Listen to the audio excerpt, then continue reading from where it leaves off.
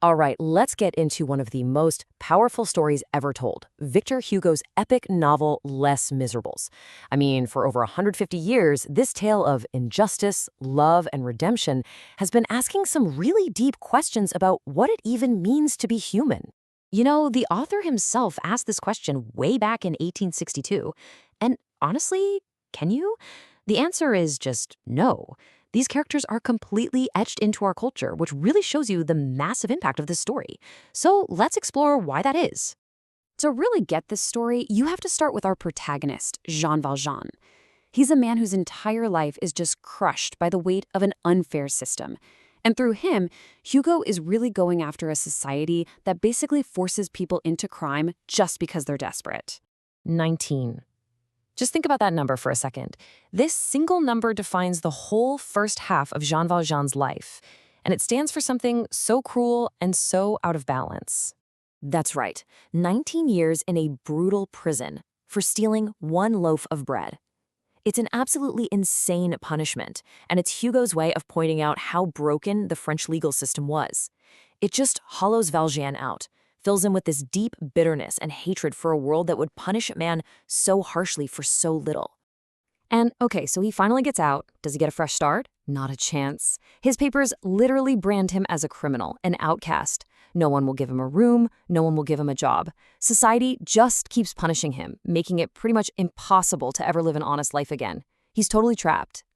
But then, right when it seems like all hope is gone, this one single encounter happens that completely changes the course of his entire life.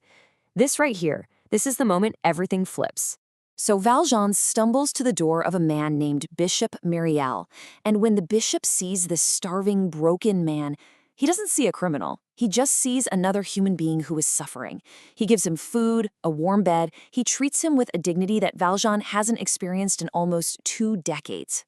But here's where things get really wild. Valjean just can't process this kindness, so he does what he knows. He steals the bishop's silverware and runs. Of course, the police catch him, drag him back, and you think, okay, it's over. But the bishop, he does the unthinkable. He lies. He tells the police this silver was a gift, and then he even grabs his silver candlesticks and says, hey, you forgot to take these. This act of just radical mercy completely shatters Valjean's whole view of the world. He was expecting punishment, but instead he got grace. The bishop tells him he's basically bought his soul back from evil, and that he now has to use this life to become an honest man.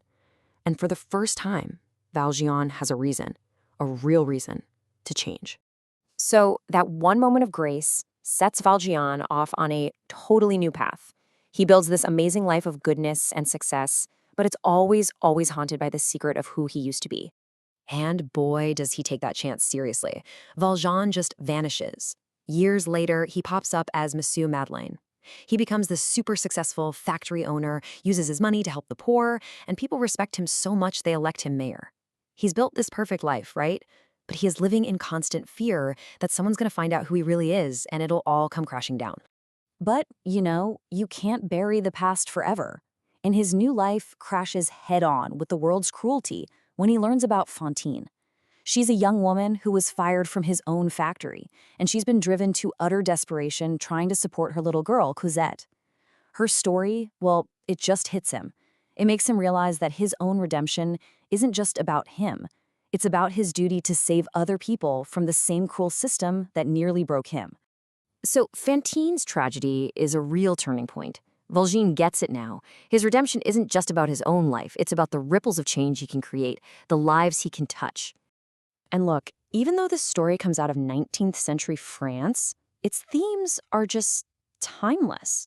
The fight for justice, the search for hope, the huge gap between the rich and the poor. I mean, these are things we're still grappling with today, which is why the story still hits so hard. So Valjean makes a promise to the dying Fantine that he'll take care of her daughter, Cosette, and that becomes his life's mission. By raising her, he finally learns what it means to love someone unconditionally. And his journey crosses paths with all sorts of people, revolutionaries, street kids like Gavroche, and of course, his nemesis, Inspector Javert.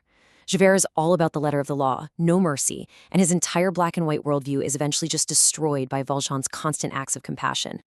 At the end of it all, Valjean finds his true redemption, and it doesn't come from hiding his past or being a respected mayor. No, it comes from the selfless love he gives to Cosette and the sacrifices he makes for others. He finally understands that a life isn't saved by running from punishment, but by running towards love. And that leaves us with the big question of the whole novel, one that still hangs in the air today. From that first amazing act of grace by the bishop to Valjean's own final sacrifice, the story keeps asking us to think about the massive, life-altering power of a single act of compassion. So what do you think? Can it